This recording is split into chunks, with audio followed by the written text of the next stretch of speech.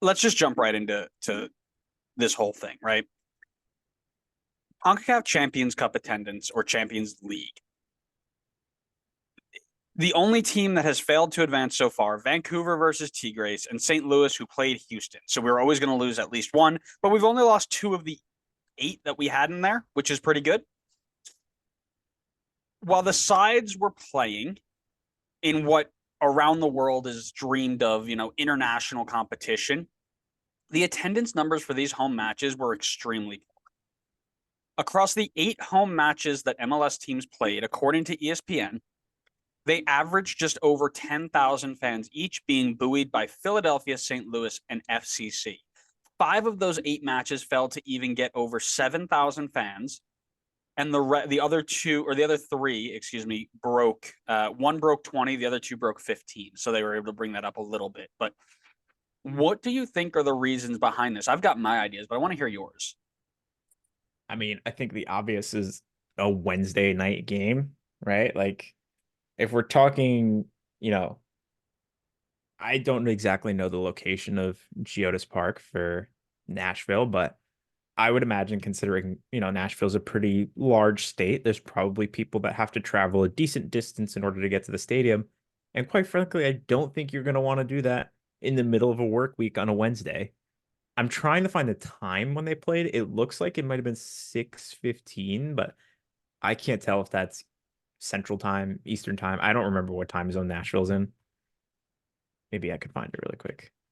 I have it. I was going to get to it later, but They're an hour behind. Okay, so that's like, I mean, still, it doesn't matter. Like 6:15, right? Like people, I think most people probably work generally 9 to 5. So you're asking people to get off of work at 5 o'clock. Forget all your errands and everything because you probably have to go back home to change, get into clothes, and then drive all the way back out to the stadium in order to see the game. Like you have an hour and 15 minutes to do that before the game starts. And this is my best guess as to when the time starts. I'm going based off of like a Google preview from like a Nashville article from their site. So it's a good source, but I just don't know for sure. Like I can't find anything that says outright, but someone could correct me if I'm wrong. But yeah, I mean, I think that's going to have a big influence. I mean, middle of the week, 6:15 is super early. Like I almost feel like they'd be better off if the game was at like 8 or 7. Like give people some time to get back from work, change, like if they have errands they need to run and give them time in order to get out to the stadium. There's probably people that have to drive like 30, 45 minutes easily in order to get to the stadium. And if you got to do the drive all the way back home and then drive all the way back to the stadium, like you're just not going to do it. You're not going to go. I tried to look up what the weather was on that day too, because I mean, that's probably like not a huge factor, but it could be. It looks like possibly the weather was like the high was good. It looked like it was like a 73, but the low is a 35. So it could have been pretty chilly at the night as well.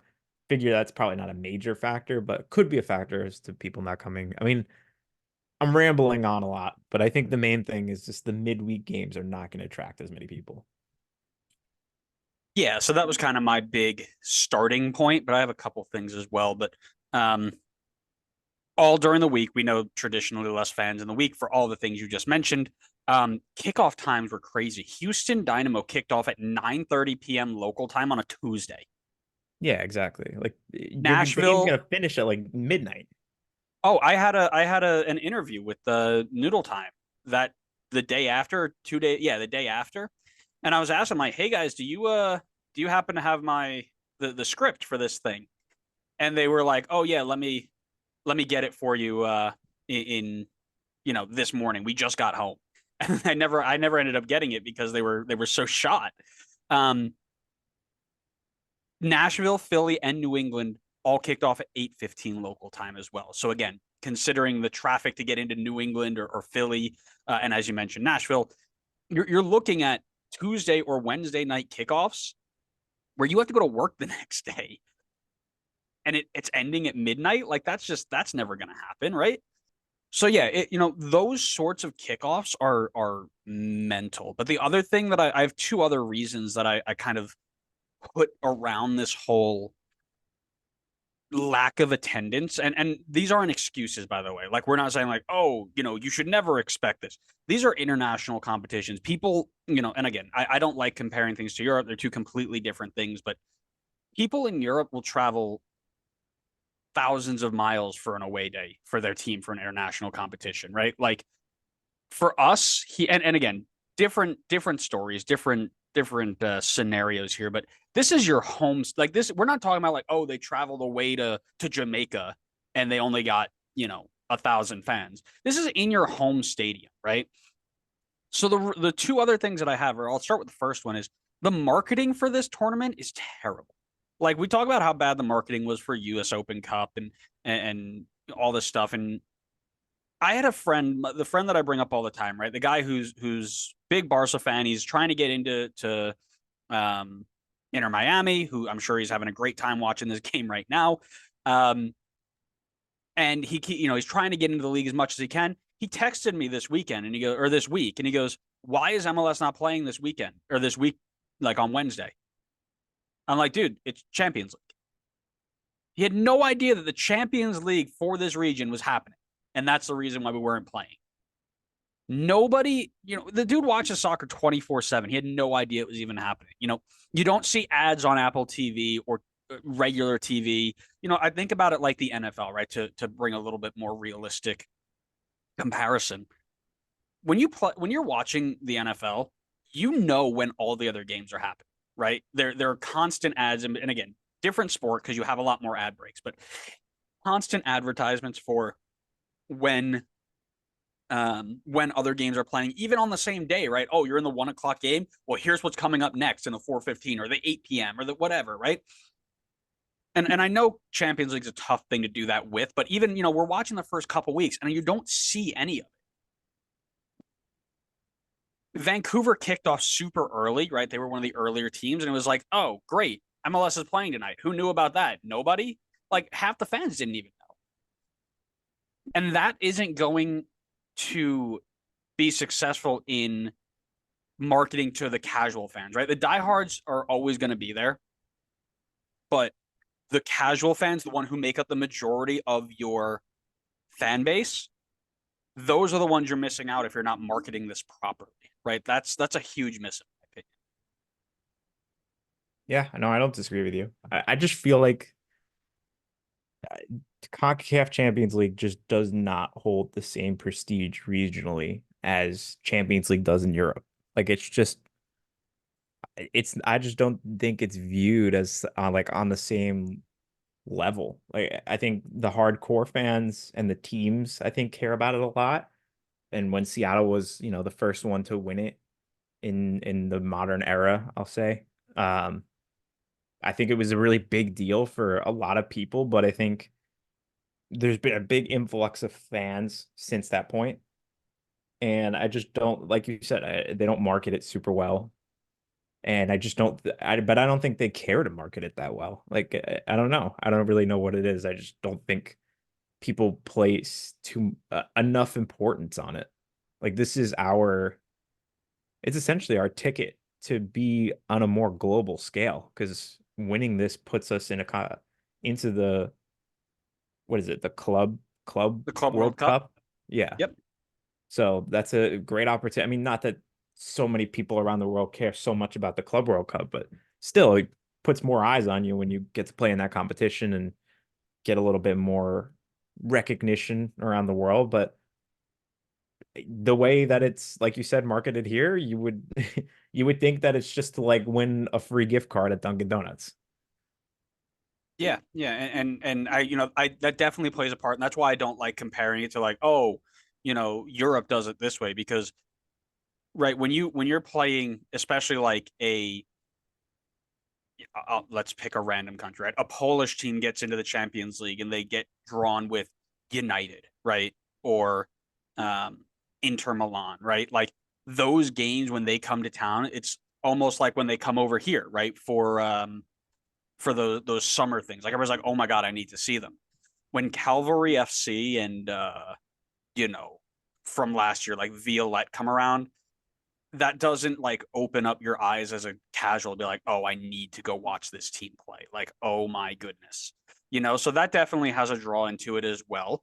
Um, and I don't want to knock any of the other teams, but that's kind of that disparity that people I think are missing when they're like, oh, everybody loves soccer here. It's like people enjoy soccer in the United States, but they usually enjoy the top teams when they come around. They're not bought into the meaning of what the game is. They're more just like, oh, these guys, I know they're good. I want to watch them play. Yeah, So, and oh, sorry, oh, go go ahead. ahead. Nope, No, that's it. finish your thought. No, I was Uh, actually going to transition. So go ahead. yeah, to your point, exactly. Like Nashville's playing Mocha, who's a Dominican Republic team, and it's not. I mean, it's not meant to be like any disrespect towards them, but like that's not a team that's gonna get people like you said, like, oh my God, I have to go get tickets. Like I have to go see Nashville play against this team. Like, and you don't need the European teams to get that hype. Like if they're playing against some of the top teams in Liga MX, like that's definitely gonna draw interest. If they're playing Tigres or Monterrey or whoever, like that's gonna draw interest more so than them playing against like a team from the Dominican Republic where their star players aren't even playing. Like no Hani, no Sam Surridge, like it's just not going to draw people in, especially when they already went and won 3-0 away. Like it was pretty locked up at that point. Like it would take a historical collapse to have lost at that point. So I think there's like so many different factors that probably played into it and them not getting the attendance. I think if they Nashville's I think in line to play Miami, right? So like I would expect attendance is going to skyrocket compared to the last round. Well, we're going to talk about that in a second because there's a massive problem with the Nashville Miami game. And it stems from the final reason that these attendances are low to begin with. And that's that teams don't include these tickets in their season ticket like packages. So if you make this tournament and you want to go watch your team on a Tuesday night play against, let's say it's a Lyon or a Tigres or a whatever, you have to pay extra on top of it. So it's either you're paying extra on top of a season ticket package you've already purchased, which depending on how many seats you got can run you a couple $1,000s, and now they're going to charge you the extra 60, 70, whatever for these tickets to go for a random Tuesday night versus Mocha, right? Or it's just an unexpected out of pocket expense on the day, right? If you're um let's talk about like a fan that maybe is not like a bought in 100% like season ticket every single uh game type of guy, but will go whenever he can or she can, right? And he wants to bring or she wants to bring a friend and the friend's kid, right? So I want to bring three people there. You're gonna have to shell out an extra 150 $200 to go to this game. Like that's not something you like can just put. A lot of people can't just walk up and here you go, right? That's tough for some people. So not having it involved like packaged together where at least in the first round where you're like, hey, you want to be a season ticket holder and we just qualify for this, even if you're gonna bring that season ticket price up an extra couple bucks, and again, I don't know what that would really work out to be. I've never bought season tickets before, but if that's what you're considering on doing, now you're going to get people showing up for these games, and that's massive, right? So that is I think one of the biggest issues is the fact that it's an extra purchase. It's not like they're choosing not to go. There's so much more that builds into it. It almost keeps people away. Like, oh, I'm not buying more of this after I just spent this much, especially it's so early in the season, right? I just spent a couple thousand on season tickets. I'm not spending another 100 to go to a single game against a team I don't know, right? Yeah, it's another fair point as well. I'm sure that's playing a factor, uh, uh, inclusive of all the other factors that we talked about. I don't think Yeah, there's so exactly like one overarching reason as to why people aren't showing up. I'm sure it's a plethora of different reasons. sure. What I guess then in your mind is the path forward? How do we fix this? I don't think I have an answer for that, honestly. I mean, you could try marketing it more, but I just don't think people are going to care about it as much unless you're like really invested in the league. And I just don't think there are enough people at that point that are super invested. I think people are starting to get more invested. They're starting to hear about the league more, whether that's through Messi or through however leagues, cup, whatever. Uh, and I think they're starting to build, a stronger bond to a certain team or even just the league in general. But I think we're still a ways away from that. So I don't know if the increased marketing would necessarily fix the problem. Quite frankly, I don't know if there really is a fix. Like I think the earlier rounds, if you're playing against some of the teams that are in like much smaller markets, you're probably just not going to draw a big crowd. And I mean, I think it's probably just something that teams at this point will probably start to expect. And once they maybe make it into later rounds and start playing more well-known teams in Mexico or even in the US, I think that's when the attendance will grow a bit more. And I think that's maybe more so where you want to put your effort into trying to get the attendance up. Maybe that's where you put your marketing because that's where I think you can draw people in. But going to watch like a team play from like Haiti or the Dominican Republic, like not saying that they're necessarily bad teams, but they're just not marketable teams that are going to get people off their couches on a Tuesday night to go watch your team play. Yeah, I guess this is where I will disagree here because I think this is the if you're gonna go and like try and market something, being able to market and say, yeah, this tournament, if we win, sets us up to play Real Madrid, sets us up to play Man City, possibly, right? Like this is the one we need everybody at to push us all the way, to wherever we're gonna go. So the way that I see this being fixed, first of all, as we mentioned, is the marketing side of it. MLS has sucked at marketing things that aren't Lionel Messi for years. I mean, we in Red Bull land, we get hyped when we see a Red Bull poster on the subway, right? Like people literally post it in our group, like, "Oh my God, they're marketing our team," like on the B train or whatever train. I don't take the subway.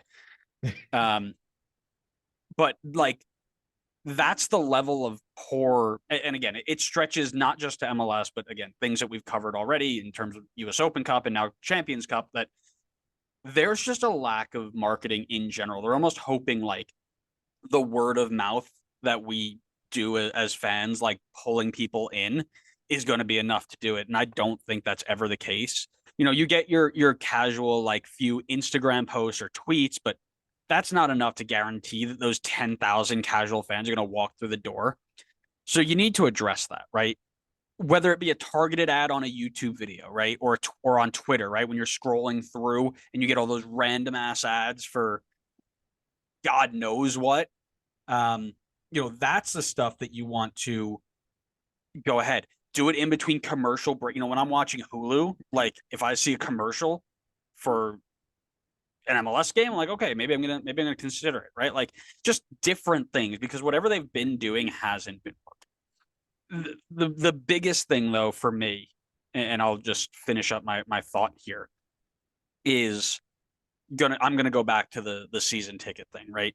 If you're in the Champions League and you know that you qualified before you start selling season tickets, the home match of the first round absolutely should be included, right? It's early in the season. People are still considering like, okay, this team, I'm gonna try and make all these games. They're gonna try their best to go there. And at the very least, like the very least thing, if you sell 10K season tickets, let's say, right? And 5K of those people can't go, maybe they try to resell them. Maybe they hand them off to friends and say, hey, you got nothing going on? You go. So at least instead of losing all 10,000 who aren't going to go, you drop that to maybe you're losing 2,000. And now that stadium is well more packed than it was before, right? That is such an important part of growing this game. I always think back to the day we started collecting stories for MLS History Retold, right?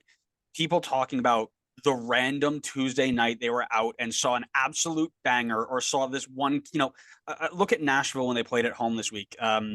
Foster Ajago, I believe is how you pronounce that name. The dude went off on a brace, but he's not able to play in MLS minutes because of international slots. They sold them all away, so they don't have room for him. But people who were looking forward to seeing some of the kids play and see what they can do when they come up, they don't get to see that now because they weren't there, right? But imagine, right, that night when they smashed Cavalry and Ajago scored a brace and earned himself, they made room to fit him in there, and he's going to be this next bright thing. And I saw him break out, and that's what hooked me, right? Whatever it may be, but that is something that you can't just price people out of because you're not thinking ahead, and that's been really disappointing to me. To I don't want to say all teams, right? St. Louis showed up, Philly showed up, right? But the majority of them are just not seeing this for what it can be. And again, we talk about, somebody tweeted out, and it was a really, really good point, that MLS owners and the commissioner and whoever they are have to always start thinking with this idea of, how do I make them show up and stay forever? This is not how you do that, right? Not having easy access to these types of games, the unique type of games, the different type of games where you're not just going to see another MLS game that may or may not have an impact on something going forward, right? But something different. Leagues Cup is something different. US Open Cup is something different. Champions Cup is something different. It it gives that sort of like fresh revival, I guess, to seeing different games against different teams. And that's the sort of stuff that makes, when things get repetitive, they get stale. And then people are like, oh, well, I've seen this story one too many times. I'll just watch it at home. Right. Just try something different. I'm really getting tired of watching this kind of lack of, because I think that there's a ton of possibility for people to buy into this stuff, but I don't think there's enough work from the front office there. I don't know. I've rambled there for a little bit because I kind of got off, but I mean, yeah, I mean, obviously they should try something different because whatever they're doing now is not working. So, um, I don't want to harp on the topic too much because I know we still have two other topics to talk about. So, well, we do have one other thing that I need to build off of, and it kind of builds off of the last thing I was saying. And I saw on Twitter that when Messi was announced as the uh, opponent for, and I say Messi because that's obviously all their marketing for Nashville, their single ticket cost was a third of their entire season ticket package for one ticket. And that's out, in my opinion, that's absolutely criminal. But I did want to ask you, what are your thoughts on this whole? Because I don't think we've really dove into it much. What are your thoughts on this whole abuse the system for Messi thing? I mean, I don't agree with it, but it's not something new. We saw it all last season. That was the huge talk of when Messi came over was every single game that Messi was playing in for Miami, or I guess technically any game that Miami was playing in, once Messi came over, the ticket prices just shot up to the moon. And like it was, there were conversations of it when it first happened last year, and it looks like it's happening again this year. And I can't say I'm surprised. I mean, it's a, I mean, they're trying to maximize as much value as they can get out of Messi while he's here. And to some extent, I understand that, but I still don't think that it's like the right way to go about it. I mean, you're pricing out people who have been loyal to your team potentially for many years, or however many years you've been around, who supported the team through thick and thin, and now this should be a chance where you reward them, where it's like, okay, you've been good to us, like you've been a season ticket holder since the start, like you've been with us even at our low points, and now here's a high point. You get to see us play against one of the best players to ever play the game, and we're now just going to price everybody out of it because we want to maximize profits. So I don't think it's something new. I think it's something that's going to continue to happen. I don't think there's going to be a situation where you're going to fix that. I think it's just going to happen as long as he's here. The few years that he's here, it's probably going to keep happening. Um, it sucks. I wish it wasn't happening, but I think that's the reality of that comes with Messi coming to MLS. So, like resale market stuff, I get, right? That's people taking advantage of the supply and demand and whatever. But when clubs go out and do something like that, like this, from what I understand, and I may be misquoting this because I took it off of Twitter and I should have screen grabbed it and I forgot to. From what it sounds like, is this was the season ticket holder like early access uh price for these tickets. That's wrong. Just plain and simple, that's wrong.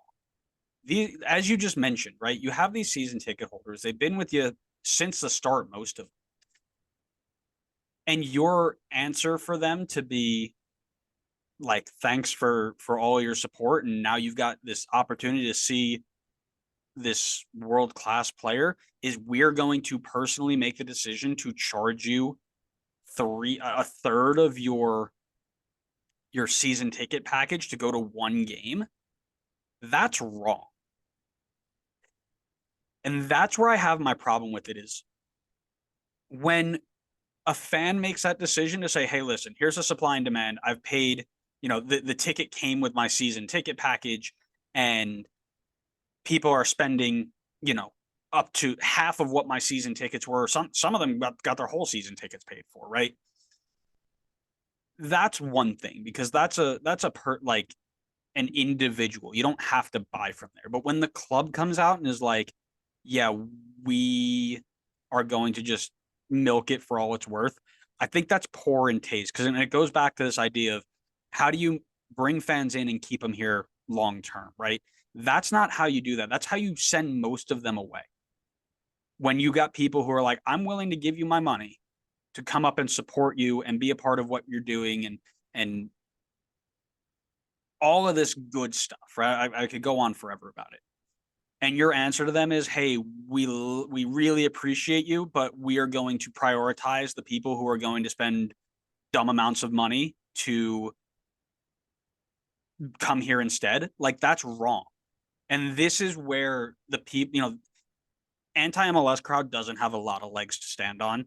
This one, I can get behind with that. Like, that is the wrong way to go about it if you're looking to build a proper support network, right? Like, if you look at the people who have been around this whole time, and you say, yep, we're going to make a decision that benefits us monetarily over the long term, where you're going to, we'll make 200% profit on these tickets, but we're also going to lose all of you guys from supporting, day in and day out. Not all of you, right? But a percentage of you. They're not thinking long term, they're thinking short term, and that's a problem for me. Like, we're at a point in our league's history where we need to be long term focused, right? Short term focus was really good when we needed to survive. We will survive. Like, we are fine. We are set in the global game. Like, we've got our infrastructure. We're fine. Now you have to start thinking about the long term. And this is a very short term idea, and I don't like it. And I didn't like it when they did it last season too, but that was mainly the aftermarket resale, not the club making the decision. And that's my problem, is when the club does it. Well, I mean, they probably didn't plan it ahead of time to maximize their prices last year, because there wasn't a certainty that Messi was going to come here. But I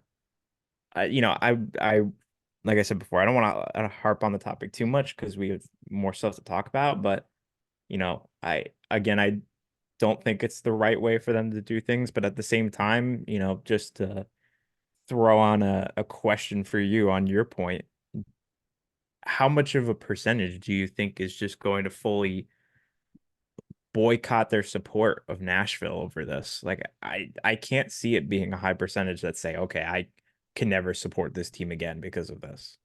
No, I don't think it's a high percentage, but the way I think about it is, there are two types of people I'm worried about, right? It's the people who just got in for the first year, thinking, oh man, we're gonna get all these perks, and then that happens to them. They might not renew next year. They'll still buy tickets and watch games on TV and whatever, but they might not renew next year.